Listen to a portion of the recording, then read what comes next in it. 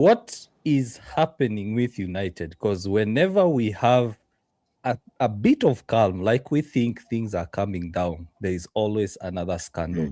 United have started winning matches. Then Jim Ratcliffe comes out and puts the club in a very difficult position. What's happening to United, man? I mean, it's yet another day as a Manchester United fan, isn't it? You cannot have 1 week. You cannot have 1 week of just positive news. There has to be always something about Manchester United. And I said this earlier. Jim Ratcliffe is the CEO of the Ineos Group, right? He's just a minority shareholder of Manchester United. I mean, even the interview where he made these comments, it was not a Manchester United interview. The questions he was being asked about was not about football, right? Yeah. Every single place you turn now, it's Manchester United CEO said this. Manchester United, it's crazy. It's just one of the things that come with the environment of being the biggest club in the land. Yeah, United talks. I hope you've settled down. Yeah. How does this? Yeah, how does this affect United? Because it's a different discussion, but as Kimi has said, it's now a United discussion. It's not really a Jim Ratcliffe said kind of discussion. How does this affect the club? Yeah.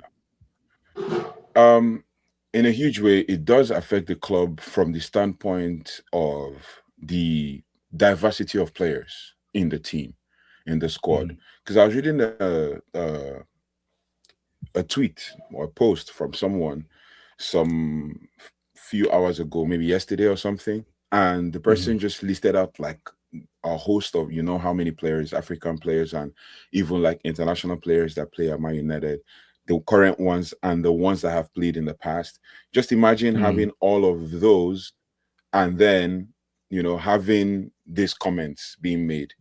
First and foremost, just like Kimi Apsa said, you just have to think, like for him, in as much as he is the co-owner of Manchester United, he also represents the club. He's the face of the club wherever he is. So no matter what happens, any comments he makes support, like it affects the club. Hence why the club has gone out and made a statement already, you know, trying to say, you know what, we're a club that represents diversity and all of that.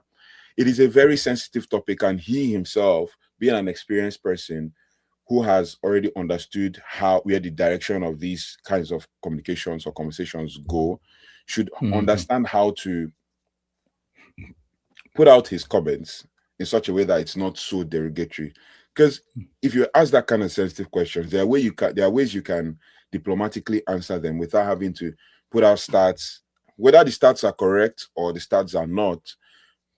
There are ways you can put out stats without actually making it sound so divisive, because it's the divisive nature of the topic that is causing the issue around, you know, the world and in the club as well. Because now fans are divided. You have people who are for immigration, you have people who are against immigration. And if you've not lived in England, I've said this on my channel, even when I reacted to it, you will not understand the veracity of this comment. If you're outside England, you can understand it as, oh, it is controversy, it is chaos. But if you've lived in, you will know that that comment is so veracious that it affects everything around, you know, the football club. So him being the face of the football club, it's really dangerous for him to make such a comment. That's my take. Yeah. Casey, you were mentioning that Pep actually came out and said the opposite of it, because of course Pep is an immigrant. He's working for an English club, the noisy neighbors, but sponsors, players are not happy with it. So what happens? And United need money to sign players. I have always maintained that right now in the club, we don't need some certain distractions. Everybody, the coach, the players, everybody needs to be careful right now, because anything we do will be blown out of proportion. But this particular statement is not even anything we do. Like United Talk said, this is a very serious issue. I mean, even if that is what's in your, if that is what's in your heart, it's not everything in your heart you pour out. If you can take it privately, but you don't come out to say it. And then you just before we started the stream, you said something about him. Not you see the way Abramovich of Chelsea then was targeted. Like they were just waiting for a slip of an excuse to, to deal with him. Now, you said something about him not living in the country and probably not paying tax in that country. And you come on to say something like this. You're just giving them an excuse. And everything will be Manchester United. Now, everybody will forget that he has other clubs or he has other businesses that he's running. It must be tagged Manchester United. So that if the government want to do anything, they can start, you might lose your shares, anything can happen. We just bought the club. Like Kimi said it before, we are not playing in the next few days. Now, this is all that is going to be discussed. This is everything that's going to be talked about till United play ball again. And Guardiola, because I've been seeing clips of it, he said exactly the opposite of what Jim said. Then this country was built on the back of immigrants, this, that, yada yada, and I don't like it. Like I said, we don't need those kind of distractions. It's going to cost us. It's going to cost us a lot, probably sponsors and stuff. And you are saying we are broke, and now we are going to be losing sponsors. Yeah, because there were rumors that some players will down their tools. They will not play until he apologizes. The apology came out. Basically, to me, he was doubling down on what he said. And before we came on live, United Talks podcast mentioned and said, hey, this is a very sensitive topic because it's divisive. Kimi also said it's a divisive topic. So focusing on United, whatever is happening in the UK, me living in Kenya, I don't have a lot to say about it. But I'll speak in terms of me supporting the club. I will say what I've always said. When you're in a position of influence, you need to think twice. I would rather you pause, run through the words in your mind, run through the scenarios of how it's going to be interpreted, the perception and all that before you actually say it. Because you see, it was an issue to do with UK politics and it has affected the club in terms of players, in terms of sponsors. And rightfully so, all of us agree that right now United don't need distractions. Looking at what has happened in January with Amorim, with Fletcher, with Carrick, the last thing we need right now is to have such kind of distractions. So it's a topic where you like, do I even continue saying something or not? Because it's a very sensitive topic, Kimi. It's a very sensitive topic. If I must say something, there's a statement that is always being repeated. Keep politics out of football. Yeah. It's something that we've been talking about for decades now. It seems like both UEFA have laws against it. Even the Premier League has guidelines against keeping politics out of football. But right now, it seems like the politics is coming into football outside of the traditional sources of footballers, right? You're having a minority shareholder at a club bringing politics into football. Now, like you said earlier, it's a sensitive topic. I have my personal opinions about it, but like I will always say, this is not a political platform. It's a footballing platform. So it will be very important to stick to the facts. I know where I stand, and I believe people close to me know where I stand on the conversation of immigration, right? And if you want to look at the standpoint, I think if Kobe Memo's parents are not immigrants themselves, they are children of immigrants, right? That's already a conversation in the room. If you remember, Amad Diallo was subject to some human trafficking scandal just a few years ago. Came all the way from Ivory Coast to Italy. He has moved around. He has experienced that movement firsthand. He has experienced the migration firsthand. So if you're looking at the atmosphere in the dressing room, these people are human beings. If we are sticking just purely to the sports, right? These people are human beings, and they will definitely have friends. They will definitely have friends around, and it's definitely going to have a hit on their morale. And in a way, it's a blessing. It's a blessing that we are not playing so quickly after this incident, because at the very least, you can give the players some time to process the news, find a way to make peace with it, move on. Because for anybody saying the Manchester United player is going to down tools because of what Sir Jim said, then that player is not fit to wear the shirt. Yeah. You are a Manchester United jersey, whenever you cross that white line onto the pitch, you owe the fans. You owe the fans your maximum effort, right? You owe the fans your maximum effort. So to say you're gonna down tools and all, I feel it's unprofessional from any player. And also, I would like to say this because I've been seeing some other comments. I posted some videos about it yesterday, and I've been seeing some comments too on my DMs and TikTok. They don't even comment on the video; they come straight to my DMs, right? And I would like to say this: Manchester United is one of the biggest clubs in the world, definitely the biggest club in England, not because of only the fans that are currently watching the matches in the stadium. Of course, those are like a big portion of the support. Right? Manchester United is the biggest club in the world because of global support. No matter where you go in the world, as long as you're putting on that jersey that United Talks is wearing right now, you will definitely find 5, 6, 7, 10, 1,000, 2,000, 3,000, 1 million people that are supporting that club as if it's a religion.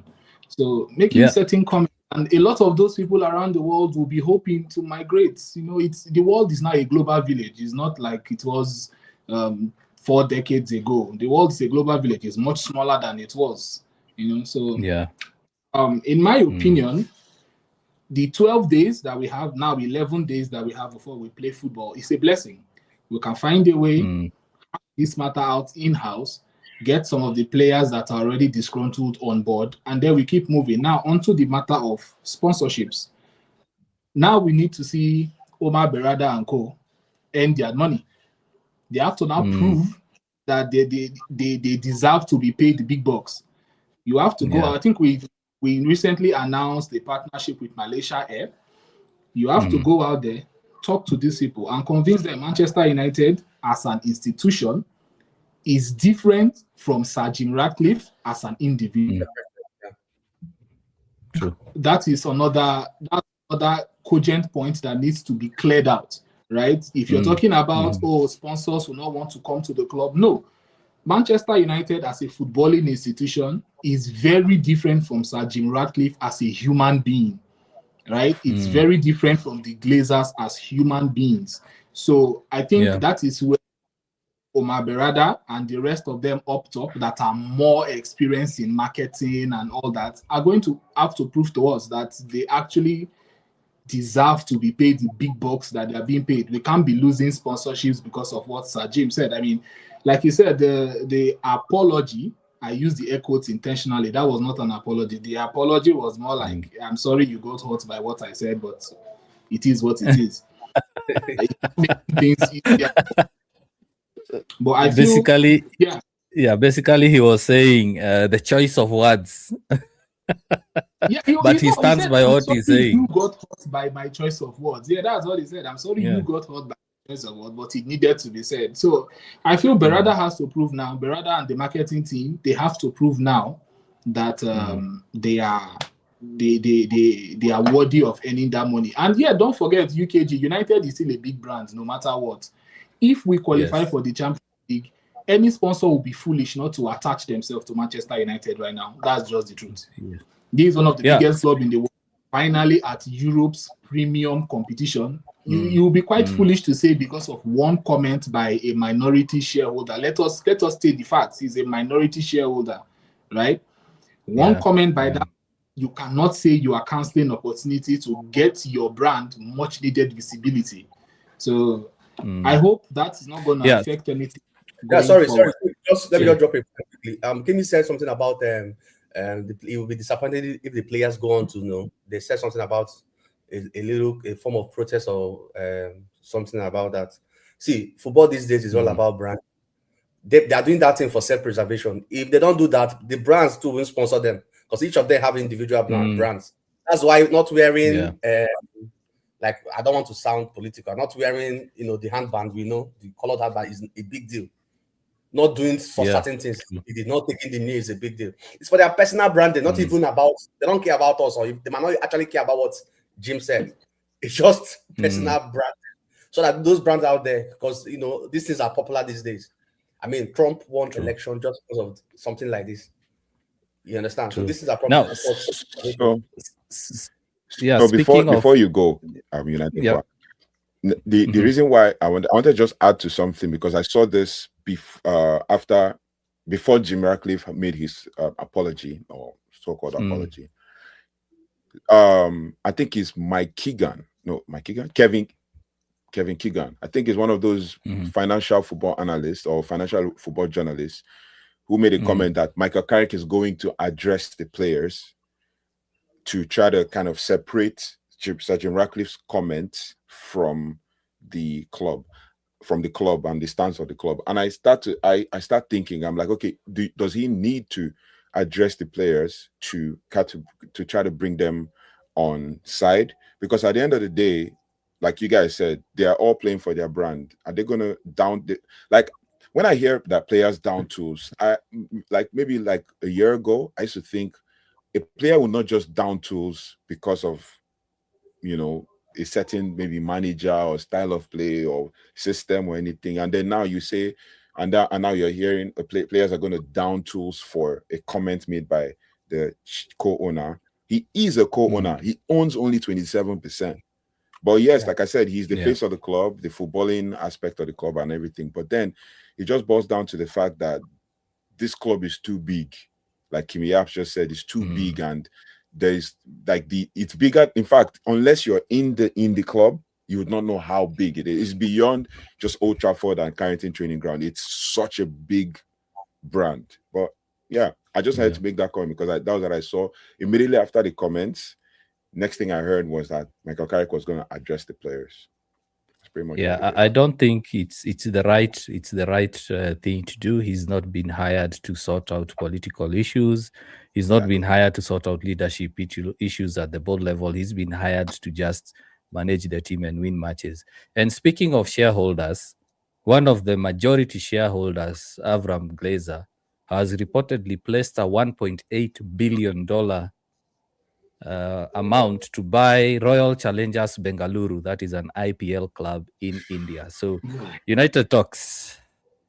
United are in huge debt, close to 1.2 billion, if not 1.5, and then they are taking a $1.8 billion amount to bid for an IPL club. And reports started coming out yesterday that United have extended their loan. What's going on, man? You see this financial situation that the club is in, like it's not going to end until the Glazers are gone. Not gonna lie. Since 2005, since they took over the club, they've been drowning this club from head to toe. Whether they're looking for sponsorships or they're looking for an opportunity to bring more money to the club, they are still drowning the club. And that's why people are not completely satisfied with the way Sir Jim Ratcliffe took over the club. Now, if Sir Jim Ratcliffe bought the entire club, that would have been, maybe you guys are saving us from this guy, the Glazers. Now we're caught between two people. I don't want to say anything negative other than the fact that we're caught between two of them, based on the fact that one is busy drowning the club. They've taken millions and millions of dollars out of the club, or pounds out of the club every year in dividends, and then they are using that money to invest in all of their other businesses. You think about even like their NFL club, and the NFL club they own. You see the standard of the facility that they have. Even before Sir Jim Ratcliffe said, okay, we're going to put in 50 million to be able to upgrade Carrington, you needed to have seen the standard of the facility that the football club had. That so much so that they didn't even want Man United players to come to the training ground of that football club because they don't want them to see what is going on in there. But even you as a fan from the outside can see that these guys poured in money into their own baby project. That is what it is. So there is a whole lot riding on the fact that the Glazers are just drowning the club. That's all I can just say. They're just drowning the club, and then they are using the monies that they get from drowning the club to build more, invest in more businesses and buy more stakes in different clubs, and it's just so disappointing and annoying. The 1.8 million or billion or whatever amount of money they wanted to use to buy the IPL club could have been used to invest in this. this beast of Manchester United to actually raise the club to a higher standard, to make more than 1 point whatever million or billion for their own coffers. They can even use it to pay off the debt. But you know, the big guys, they always like to ride on debt and continue to extend these kinds of things. And I wish that now it even makes us wish that why didn't we have, you know, the Qataris or the Saudis take over the club and just clear out the debt. That's what it makes everybody now wish.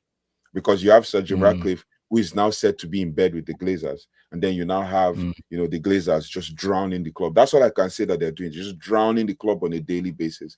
And it is not good. Yeah. And obviously, there's a narrative going out there that the British will not let Man United die because Man United is an English club and it's the face of English football.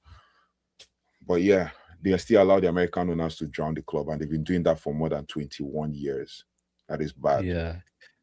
Casey, what do you think about setting up a GoFundMe? We pay off the debt.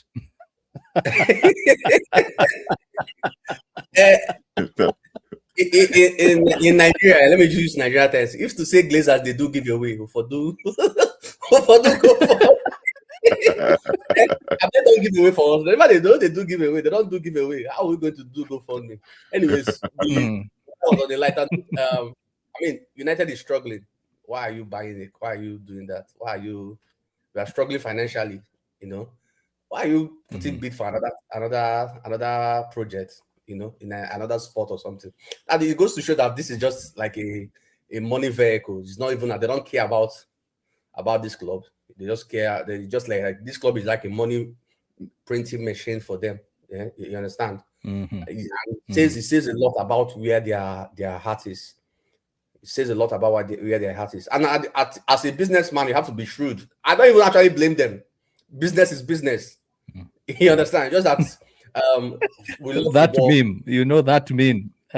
What's the guy's name? It's business. It's business. That Nigerian movie. What's the guy's name? Yeah, he keeps saying it's business. Yeah, because they're looking at it from a business side. Okay. Yeah. To them, we're doing well business wise. You know, that's what, because if you're not doing well business wise, there's no need to expand elsewhere. That's how I see it. We are not doing, in the football side, we are not doing well. But if I'm sure if you're not doing well business wise, they won't want to expand because you have not done one. Why are you doing two? You know, true. So probably we are doing well business wise. That's why they are expanding. But this is the I think why we have an issue with it is that it's not that we hate. Okay, we don't like what they're doing. Hate is a strong word. We don't like what they're doing, but it shows priorities. This club is not where it's supposed to be financially, not as like the footballing side. Some of those money can be used to invest in the club. We are saying about I mean, if you get two quality midfielders, Tonelli, I saw 100 million, and you know, Tonelli, some other guys, we can get 3-4 quality players. They will go a long way in helping this club to achieve whatever thing. No matter back, if we had Anderson and Tonelli in our squad, if like played 2-6-2-1, I'm sure we'll play well. It's not about no matter formation we play. It's true. If we have those guys in our team, if we have Tonelli, Anderson, maybe Diamande, then get a left wing back or a right wing back. You know, no matter what formation is not a problem. If we qualify for Champions League, we'll start making money. But this is their priority. Yeah. This club is making us money. Let's go on. And Kimi will talk about that because he mentioned it. I think in one of the lives I watched him. He said about they even tried to use the United way to even get this thing. They tried to go by their own way. Those people say, "Don't try this here. this is not United." To achieve that, you understand? So this is my issue. The whole thing is. This is where your priority lies. That you are telling us that this club is just your financial vehicle. It's like the financial mechanism. You're not even crying about like us that are passionate about the club. You're not even doing it. And the Ineos too is now we don't know if they are the victim or if they are enabling it. True. You understand? We don't know. We can't say for sure if Ineos is the victim or if they are enabling it. You understand? So it's a very very big problem. I don't like that they left the club and are trying to do something else elsewhere. But like I said, it's business to them, and business is business. You got businessman as a businessman, you have to be ruthless. I think that's what think about your first before any other thing. I think that's what they are trying to do, but it's not good for Yeah, the club, Manchester United. Yeah. Now let me pull in Kimi on this, because Kimi has been quite passionate about the club finances. Kimi, what if the Glazers are buying other assets with the view of offloading United? Honestly, I don't think those guys are interested in letting Manchester United go.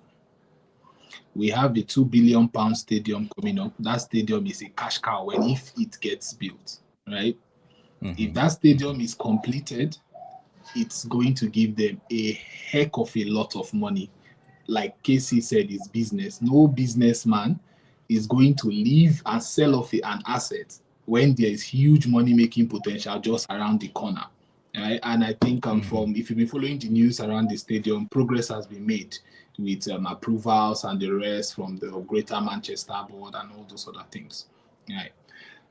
Casey said hate is a strong word. Well, that is him. I am not him. I absolutely hate. Be gentle, come on now. Be gentle. There are some kids watching. And it's the day of love. Come on, man. It's the day of love. Oh yes. I wish few people could get the Glazers and shoot them with an arrow so they begin to love. I'm telling you. They love their pockets. Maybe that's a better way to put it. I was discussing with a friend last night. We're just having a few drinks and we're discussing about the whole issue with Sir Jim.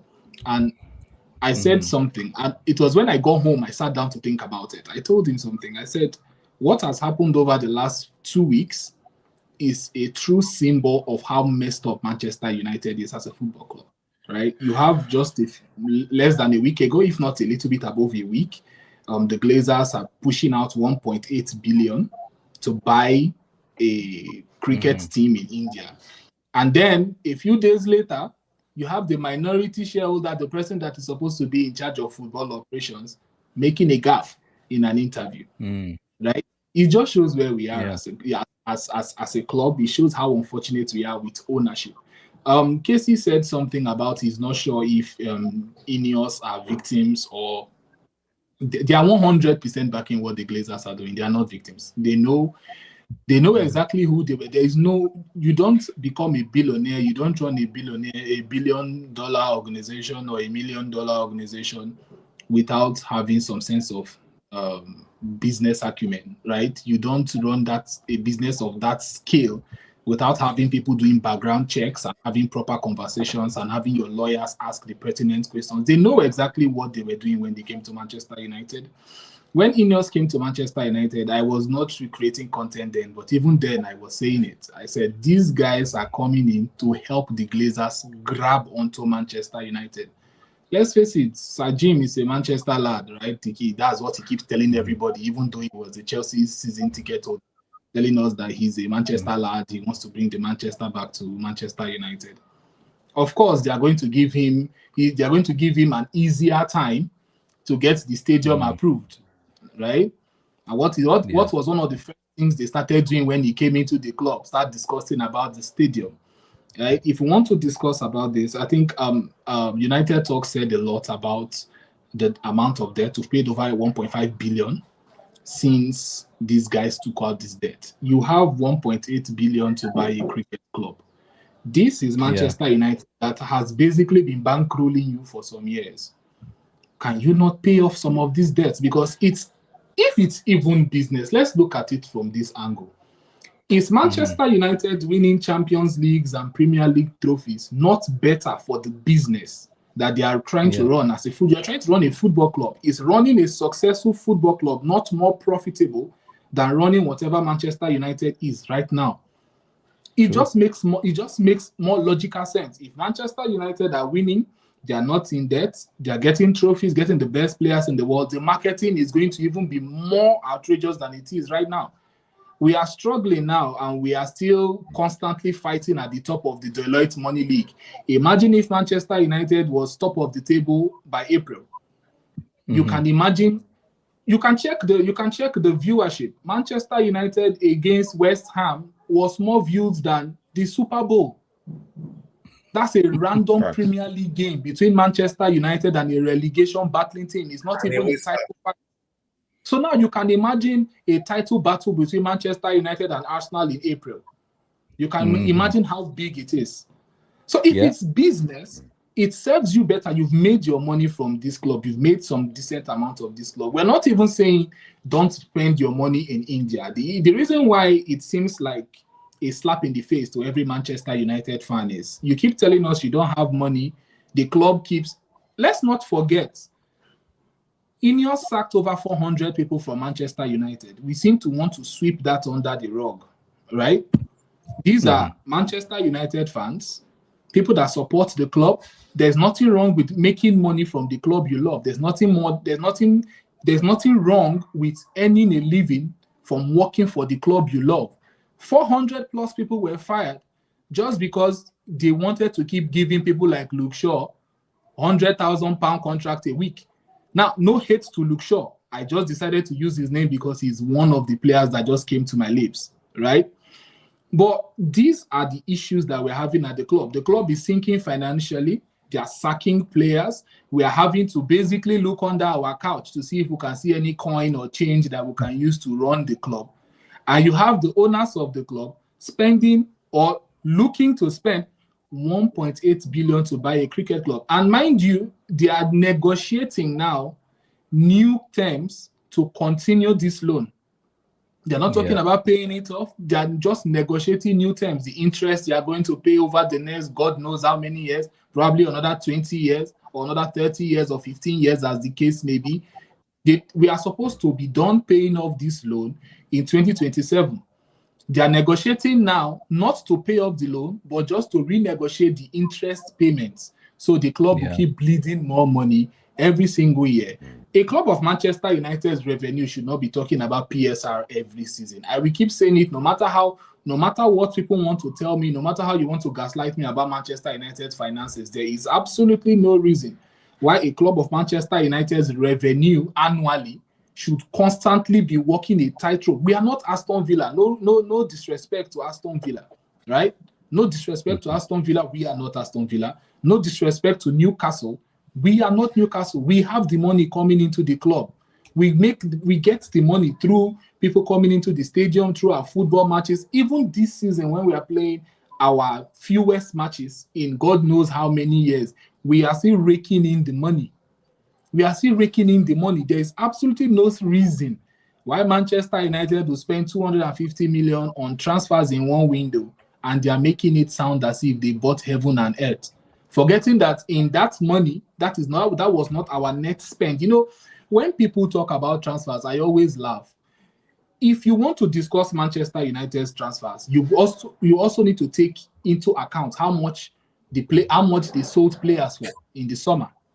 You also need to take into account how much the wages that left the club was worth. Sure. A player earning £300,000 a week, for example, that is how much? We are looking at 1.2 million every month on just wages. Multiply that by a year. That's how much we're looking at.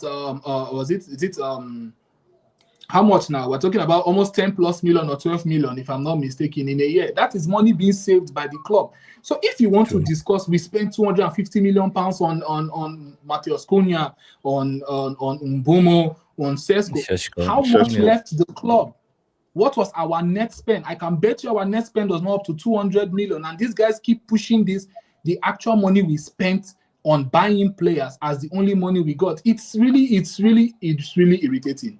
It's really irritating. It's more or less that people are focusing on. Sorry, UKG. There's a part of the interview that people are focusing on, and it's really clever work, right? It's really, really clever work. People are focusing on the more inflammatory part where he talked about immigration. They are forgetting about the part where he talked about Ineos doing a good job at Manchester United.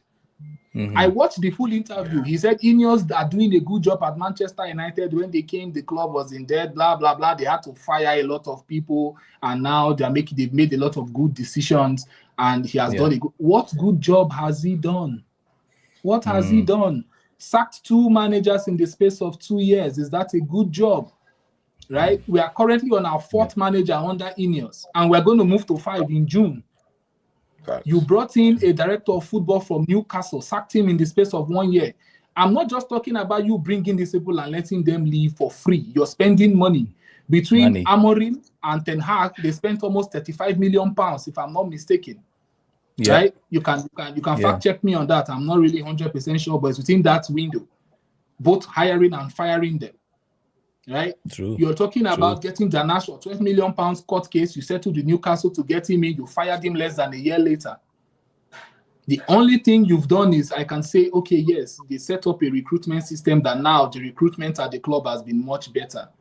It's about time. A club of Manchester United cannot be moving around like a headless chicken in the transfer window anyway. It's about time. I will give you credit for that, but 1/10 is not really a pass mark. It's really unfortunate whenever you look at ownership of the club. It's unfortunate, man. Yeah, it's what you've mentioned about spending, the expenditure, the net spend and all that. It's more or less like someone who owns a business. They buy stock. Let's say they can buy stock at 100 million. And then they sell. After they sell, they get double that, 200 million. They cannot now come and say, oh, I've made 200 million out of the business. No. You did spend money on stock. So if you spend 100 million on stock and you got 200 million out of it, the profit is 200 million. So if Ineos bought players at 250 million and the money they brought in from the loan with obligations and sales is, let's say, 100 million, then they spent 150 million. And to put it in simple terms, Manchester United having a net spend of 150 million, I'm just giving an example, a ballpark figure. It's not really much money to brag about. You look at Arsenal, City, Liverpool, other clubs around United that are quote unquote big as United, they are spending what, 600, 500 million. Then their net spend goes down to the same amount as United. Because if City spent 600 million in a span of 12 months, how much have they accrued in terms of selling players? And that's where now we go to the next bit, the next discussion. Amorim was there. He's become a very, very sensitive name to mention. Whenever you mention Amorim, it's like you're opening wounds. It's like you're opening wounds. And I'll start with the United Talks on this. I made a video stating that Carrick, there is a huge probability. Actually, that was my first statement. There is a huge probability that Carrick is benefiting from Amorim's work, especially when it comes to off-field matters, getting rid of toxicity, some of the passengers and all that. But now one of the questions United Talks I want to ask, as well as Casey and Kimi, is guys are asking, if Amorim set it up, why did he not benefit from it? Why is Carrick succeeding and Amorim failed?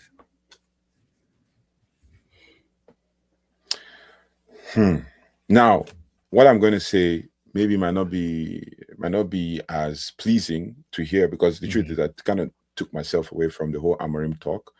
But each and every time I decide to take myself away from the Amorim talk, the Amorim outers will bring me back.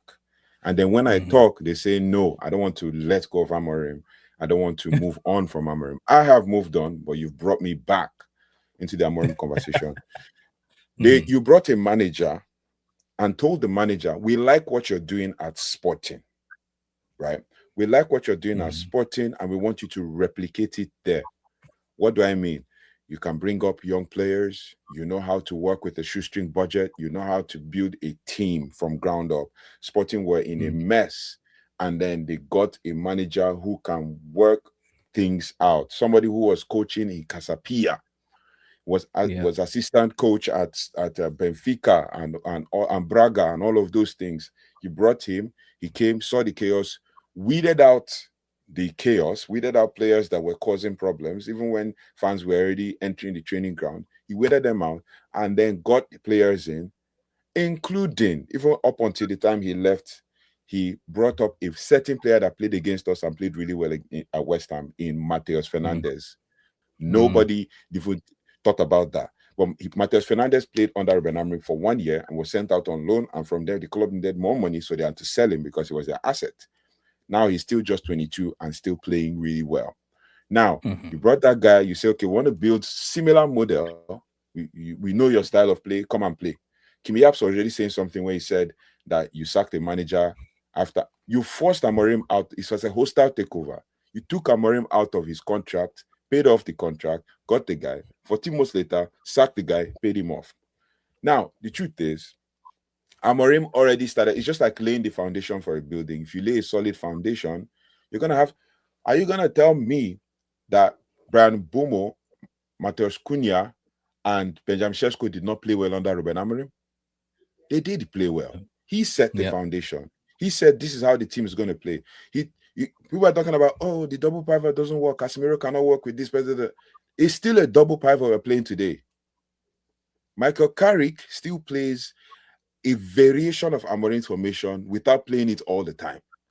On paper, he lines up as a 4-2-3-1, but Michael Carrick's original formation is an asymmetric 3-2-5.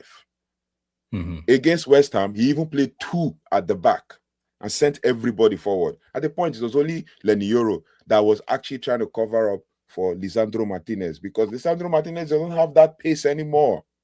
Yeah, that's why they didn't score. Lenny Yoro had 2 world-class tackles, but he put Lenny Yoro in that team to kind of show, to kind of help us show at the back, so that we can actually, have more opportunities to go forward. He put Brian Buma's right back. You can imagine that. But if it was a certain Ruben Amorim that did it, he's like, oh, he's subbing a defender for a defender. He's putting Brian Buma in his wrong position. He's playing Ahmad as a left winger when he should be a right wing. These are the things. The issue is, in fact, the fact we all know, if you are a proper football enthusiast, you will know that Ruben Amorim set the foundation for what we have right now.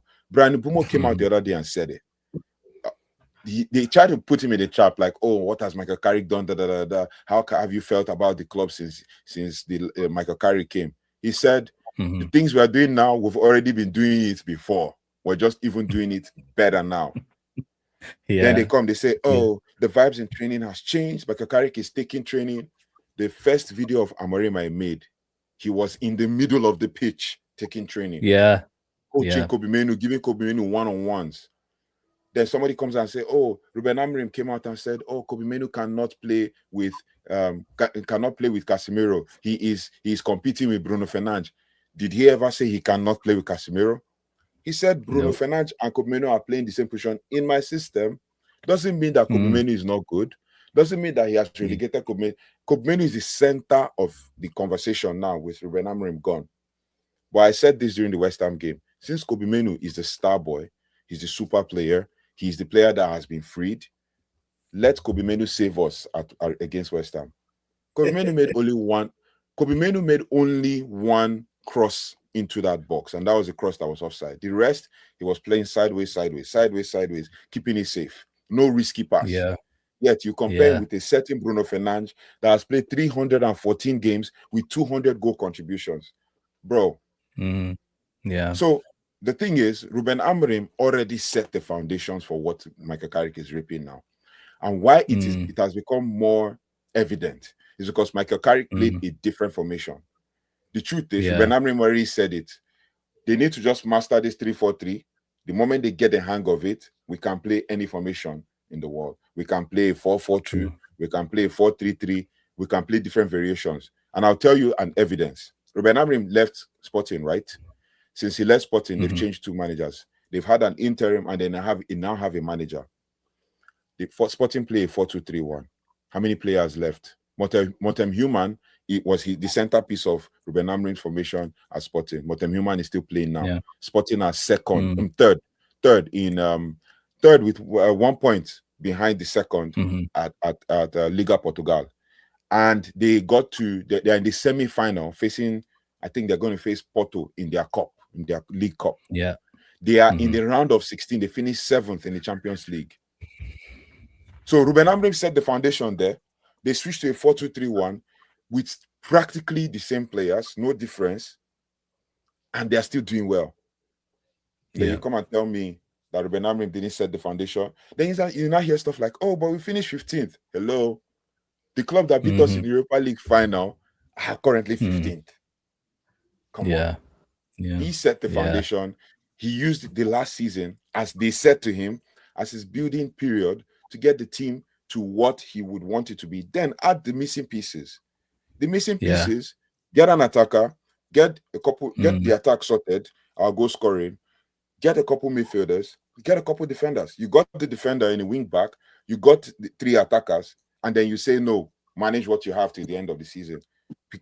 Inadvertently writing off this season. Come on. Ruben Amorim already set the foundation, and there's no, unless you want to tell yourself the lies, Ruben Amorim already set the foundation for this team to thrive.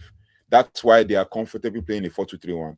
Even in that 4-2-3-1, there are visible lapses and loopholes. I've done an extensive tactical analysis about the gaps in the midfield. Those same gaps that they used to point out under Eric Ten Hag and under Ole Gunnar Solskjaer.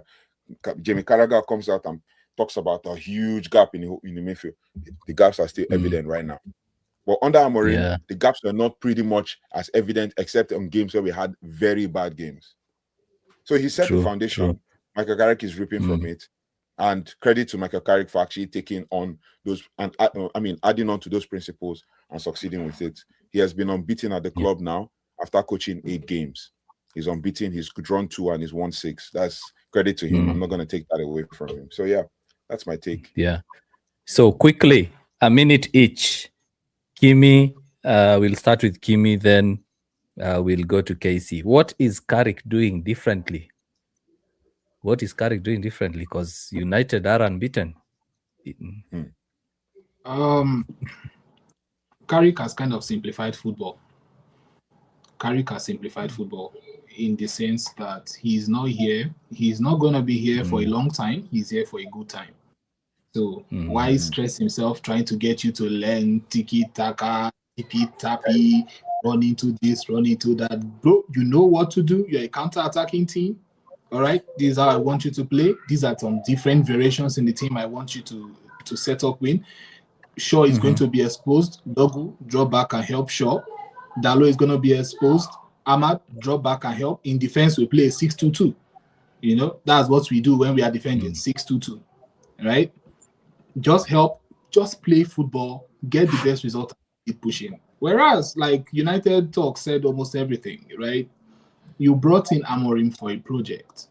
Whenever you are starting a project at the beginning, it's never smooth sailing. There are always going to be issues. That is how you fine-tune your team. You see the places where things are not working. You talk to the sporting director, get a player to replace this person, get this person out, get this person in. We are bringing this person from the academy to come in. That's a project, right? What Carrick is doing is not a project. And I'm happy with what he's doing because we desperately need Champions League football.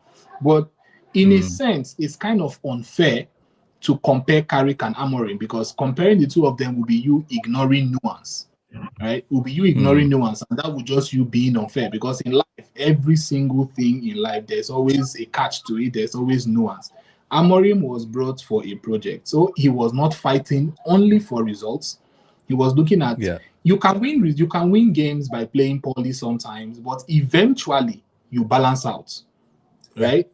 Eventually you balance out. What happened against Fulham? I said that cannot be allowed to happen. The dip in performance cannot be allowed to happen. What happened in our very next game? Throughout the first half, we were garbage. Some people are saying it's fatigue. I think that's BS. We're not tired. It wasn't tiredness. There was something that switched off in those players said. And we've seen that light switch go off under Ten Hag. We've seen that light switch go off under Oli. We've seen that light switch go off under Jose Mourinho. That is what the project is about. Getting some of these players that are prone to switching off out of the team, because that is very contagious, right? And also, finally, I would like to say this.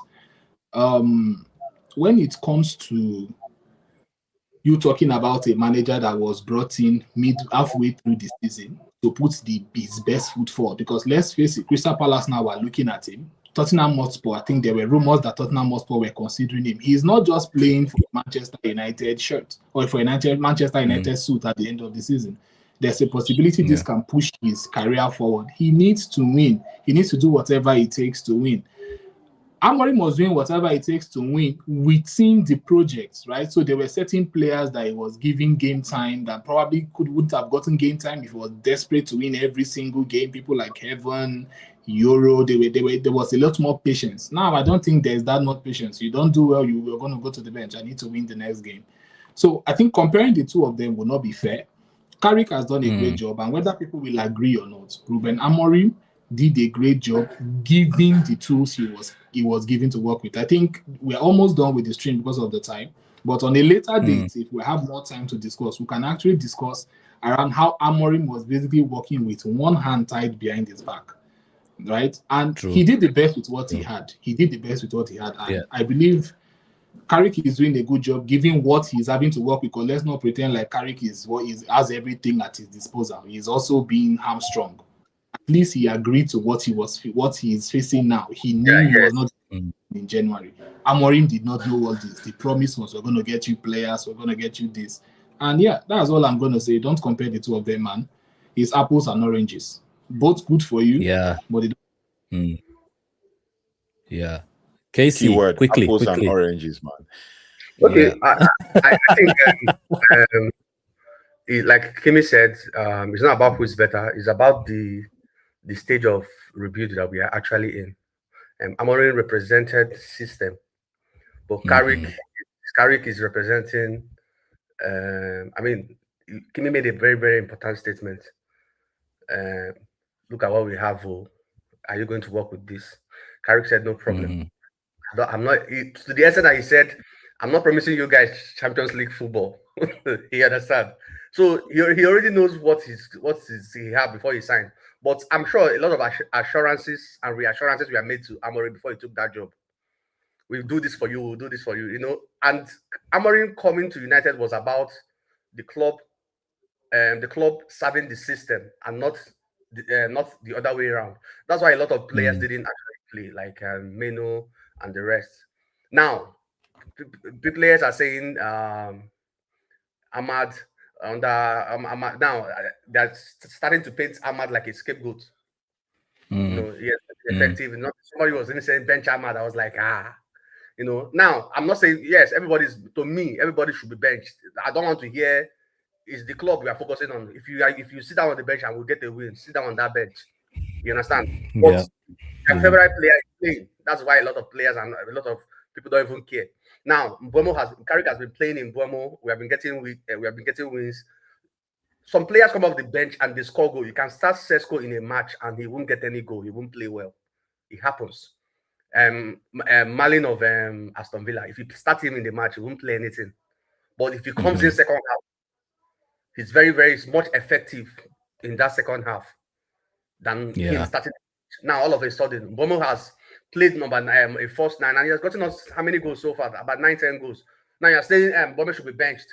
You know, players, our fans are just all over the place. So you can't say that Carrick has done a lot of. Carrick is doing a good job. I mean, he has not lost any game. He's doing a good job, a fantastic job. He's a United boy. He knows how to maneuver all these things. And because there's no much pressure on him, because he already told you guys, I might not be able to get this for you. I just want to just see out the rest of the season. So that the pressure on him is there, and he's an interim coach. Now, Amorim was patient, and the club came out to say, we'll give you 3. Ineos said about giving him 3 more years. So he relaxed and said, okay, if we don't get it right this 3 months, 6 months, let's see. Let me try to, adapt these boys to what my ideology that I want them to play. Because I have time. Yeah. Because I have time to and work out for him. Like I said, results. If we are winning, there is no patience because of lack of results. So that's what happened to him. But kudos to 2 of them. I mean, he did his job. Moses led the children of Israel to the promised land. He didn't enter. Another person took them in. So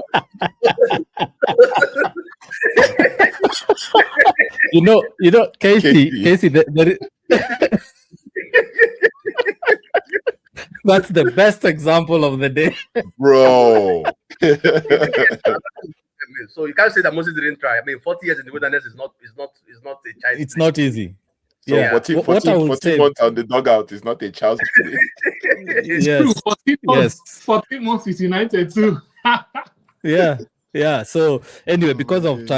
time, we only have 3 minutes left, and I wanted to ask a quick question, but I'll give 30 seconds to each. My view of this Carrick's success versus Amorim's work is more or less what all of us have said, but to simplify it is in this banner. United fans have said this and have gotten abused for it. I'm sure you guys have gone to my comment section and seen the sort of abuse I get, especially on TikTok. Manchester United fans are very emotionally volatile, especially now, because they've had a long period of success, then followed by a long period of misery, and it's the hope that kills. So when things are going on well, most United fans don't want to really have a voice of reason. They don't want to actually apply logic in some of these things. When Amorim was sacked, United were not in the relegation zone. Facts. United were not in the relegation zone. Carrick has picked up from... Yes. Carrick has picked up from 6th place. And we just saw in the West Ham game, when United were down 1-0, United had dropped to 6th position.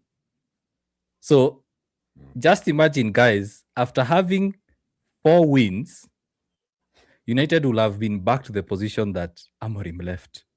Wow. Just look at that, guys. If West Ham won, Amorim was sacked, United being 6th, and United will have dropped to 6th.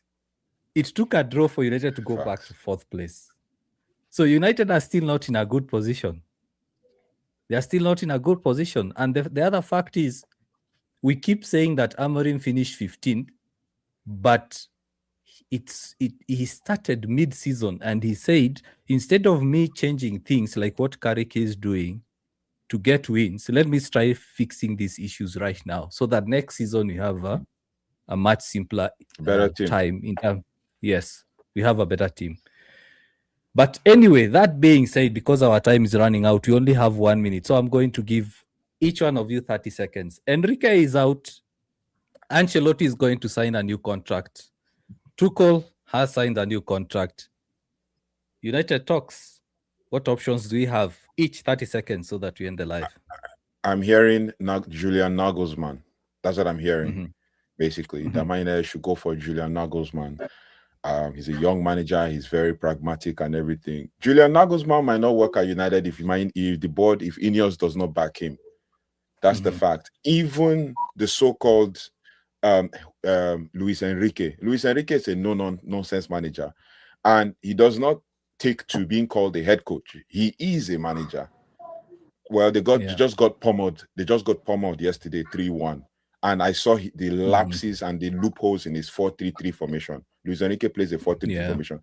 That formation is going to be ripped to pieces in the Premier League, right? So I don't know. The ones I'm hearing, Julian Nagelsmann, I've not really seen any solid rumor, but the major rumor I've heard, maybe from Indicala, is Luis Enrique. Apart from that, I don't know who else can come and manage this team, because the truth is they are using, I think they are putting out names so that they can generate reactions, and then they will eventually employ Michael Carrick, because I'm hearing, secretly Michael Carrick is putting his best foot forward and putting his name in the hat to be the next manager. So I mean, we're all in a conundrum right now, and Spurs too are looking for a manager. So obviously the manager market, even Nottingham Forest are looking for a manager. So the manager market is really slim and thin right now. That's my take.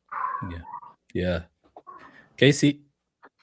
Yeah, I don't know who's going to be the next manager, but what I want to say is whether who do you prefer? The question is, who do you prefer?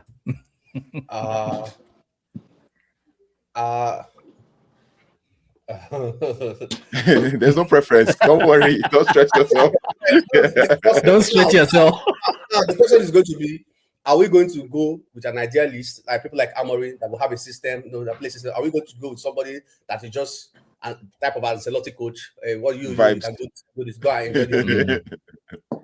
And that will also this question, if you answer it, it will also lead us to know the kind of players to sign, because it will be foolish for this club to go and sign a kind of a specialty player and give Carrick. Then when you don't employ Carrick, you employ another coach. Now the player becomes a problem. It starts sitting on the bench, wasting money. So this is the question we need to answer. Are we going to just the United DNA want to play 4-4-2?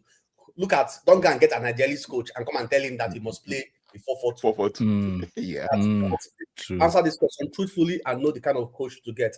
Any coach at all, like I said, anybody that comes to United, I will support that person. Anybody we employ, as long as we are winning your games. I mean, look at Rosemont. We don't know him before. Rosemont, We don't know him before. We don't know him before, but he was employed and he's doing well. Kimi is frozen. The phone has been snatched. The 1 hour is up, so so the phone has been snatched. So anyway, for me, I Casey has basically picked the words out of my mouth, and I mentioned it in one of the TikToks. I said, basically both of you, I said it doesn't really matter whether it's Carrick or it's Enrique or it's Nagelsmann, as long as this board is not aligned, as long as this board does not back the manager, not only with transfers, but also when it comes to external pressure. The next manager needs to be shielded from external pressure. Because one thing we've seen a lot is these guys, Ineos, before that Glazers, they always hide behind the manager. So just quickly to finish, Sean, I've seen your comments. I won't display them on screen because we said it's a sensitive topic. What I can say, and I know the two gentlemen will agree with me, is number one, we sympathize and we empathize with what you're feeling. And as Africans, what you're feeling right now, we've been feeling it for generations. Facts. We've been feeling it for generations. So what you are feeling, we are even feeling it right now. We are having guys from Europe, from the Americas, from Asia, coming into our countries, buying off our land and chasing us away, setting up businesses. Facts. And what you're experiencing there, we're also experiencing it here. It's just that the sort of media coverage you're getting from there is not the sort of media coverage you're getting here. For our governments, they see it as business opportunities, as investment. They call it foreign investment. But we have our land being taken away. One day you wake up, you find a bulldozer telling you need to move out, this land has been sold, It happened during the colonial times. Whatever you're feeling right now, we felt it. Previous generations have felt it. Currently, we're also feeling it. So it's not only an issue, and we said we don't want to go into the political aspect of it, but what I want to say is, for Sean and every other guy in the UK who's listening to this, is it's not really a UK issue. It's a global issue. It's happening in Africa. It's a global issue. It's happening in Africa. It's happening in the UK. It's happening in the US. So, that's all I can say. Kimi is here. So, Kimi, 30 seconds, man. We are ending the show. I have someone standing at the door saying I need to end.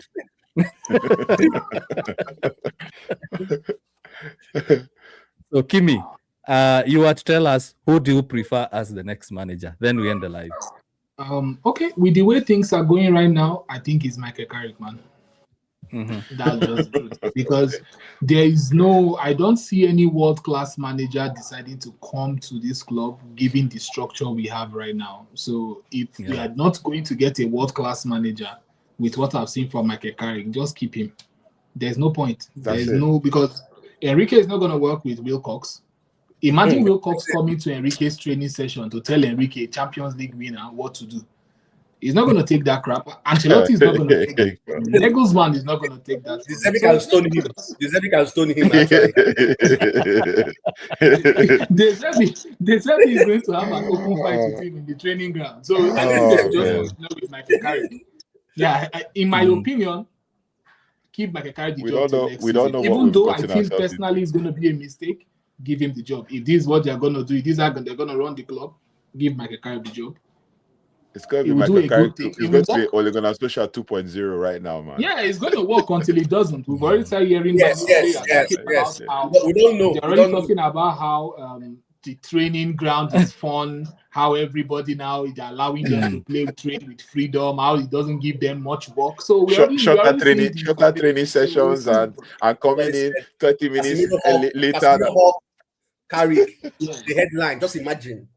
And Yeah, we they already forgot see he it. hugged. So give him the job. They man. forgot Just he give him hugged the job. Amorim earlier. Oh, Give my him the days. job. No matter what, under Carrick, we are going to be entertained. That's all I will say. We are going to be entertained under Carrick. So give him the job. And support him. Yeah, support him. Yeah, support him. So, guys, Or we not, have he's joined not the going to live. complain. Or not. If you don't support him, he's not going to complain. Don't worry. Kimmy. Guys, we have to end the live. Go to another level right now. All right. Thanks for having me. So, guys, thanks. Just quickly, you can see the names there on the bottom. We did a multi-stream, not only on UKG. We also did on the KC Reacts YouTube channel. We did on UTP's, that is United Talks podcast channel. Kimi, unfortunately, we were unable to set it up before we started. But make sure you take a screen grab of all those names. Go to TikTok, go to YouTube, go to Instagram, all across all platforms. Make sure you subscribe. We always do this. Especially on Saturdays. So, guys, I know you want me to continue speaking, but our missus, the ladies will get. No worries. Yeah, we understand. Yeah. We understand. Okay. See ya, guys. Mine's already walking around, so we're all good. Okay. See ya, guys. Bye bye. Yeah. All right.